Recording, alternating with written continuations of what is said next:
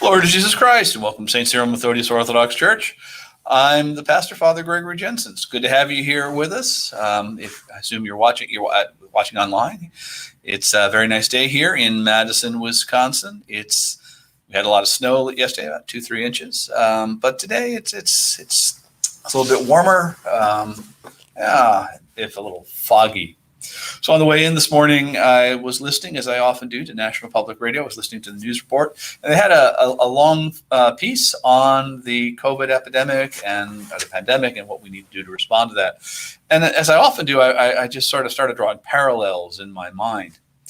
I've been a college chaplain now for probably over 30 years, on and off. And I remember in the 80s, big concern on college campuses were safe sex lectures. And I would listen to these same-sex lectures as a chaplain. Eventually, they became not safe sex, but safer sex. And the idea was that you wanted to minimize your exposure to STI, sexually transmitted infections, especially AIDS, by practicing safe, or what was eventually called safer sex practices, which essentially meant using a condom.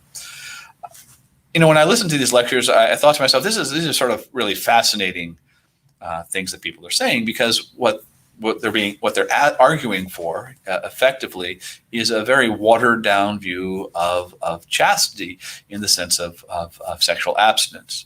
Now, what they were saying was not to abstain from sex, but if you're going to have sex, which they thought was a great idea, you should use a condom. And like the notion of chastity in the Christian view, what they were saying in effect is there should your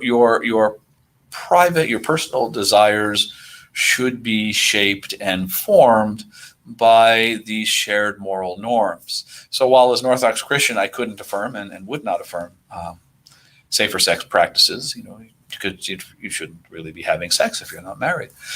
I was intrigued by the anthropology that underlied it, that we should shape our desires by shared or traditional norms. This is exactly what's going on today when we talk about wearing a mask or practicing social distance. Yes, there are these things we want to do, but we should not act on them immediately, but rather we should shape them according to these shared moral norms out of a concern for the common good. Again, okay, yeah, that's fine. I can certainly affirm that anthropology as an Orthodox Christian. The difficulty, though, I think we're running into is that for essentially the whole of my life, and I'm 60 years old, people have been told, do whatever you want to do, especially in the sexual realm. We really have undermined that sense of chastity, reducing it primarily just to abstinence, and taking away from it any sense that it is about caring for others and their vulnerability, caring for ourselves and our own vulnerability, and behaving in a manner that understands that our private behavior has implications for the common good. Today, of course, on campus, the lectures on sexuality, sexual ethics really have largely been reduced to mutual consent. What this causes us, this is also something I think that causes us problems when we talk about COVID, because of course you're allowed to engage in risky sexual behavior if it's by mutual consent. Might not be a good idea, but no one's going to tell you, it's just wrong not to do it. It's just, but as long as you're consent and you're both okay with it, it's okay. But that gets translated now into COVID, and this is what we're seeing, is that people are saying, well, it's my private behavior, it's my body, we're all here, we're all adults, we're all doing this by mutual consent, and there's no concern for the greater good. Put another way, what I think the pandemic has brought to mind, or brought to light, is that we cannot as a society dispense with chastity.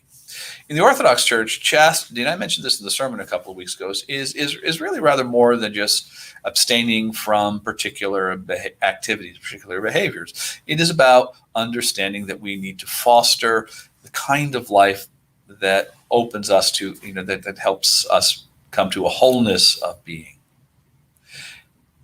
we don't have that anymore. We don't understand ourselves as not simply atomistic individuals, but as whole beings whose behavior has implications for the life of others.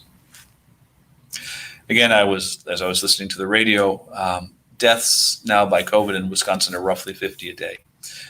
Death by abortion is 18 today, so it's lower, but it's still human deaths. And again, we're being told, quite appropriately, wear a mask, practice social distancing, because you need to help keep someone else alive. Your actions, not doing this, puts someone else at risk of death. Well, again, this is logic that applies equally to abortion, even as it does to sexual abstinence and sexual fidelity in marriage. Shape your behavior out of a concern for the common good. It's hard for me to escape the conclusion that at least part of the reason we're having the problems we're having with COVID is because we have abandoned chastity in the full sense. We have reduced it to simply sexual abstinence rather than that virtue which fosters wholeness of being, which helps me understand that my private behavior is never without implications for others. Alas, that second part, my behavior having implication for others, has really become politicized. And so very much a matter of partisan dispute. This also then just helps move us further and further away from the chastity that we need in order to get through this pandemic, and also, though, to foster human flourishing and a life of Christian holiness. We're not chaste as a society, and this is going to make it difficult, really almost impossible, to overcome the things that we're facing. So, what do we do? I don't know. But what I would suggest is that we start asking how many of the moral arguments we're making about COVID were the kinds of moral arguments that an earlier generation made about chastity, about sex. Not to reduce everything to sex, but the fathers are very clear. We need to tame our desires before we can practice charity. We've abdicated the taming, the forming of desires, and so we are losing sight of charity. Well, we have liturgy today at 9 o'clock for St. John the Faster, St. John the Merciful, St. John the Almsgiver. So hopefully you'll have an opportunity to join us in about an hour and 15 minutes. We'll probably start hours about 8:30, so about 45 minutes I'll come back on. Hope to see you then. Obviously it probably won't be here, but if you are watching online, give us a thumbs up or a heart, make a comment, ask a question about this.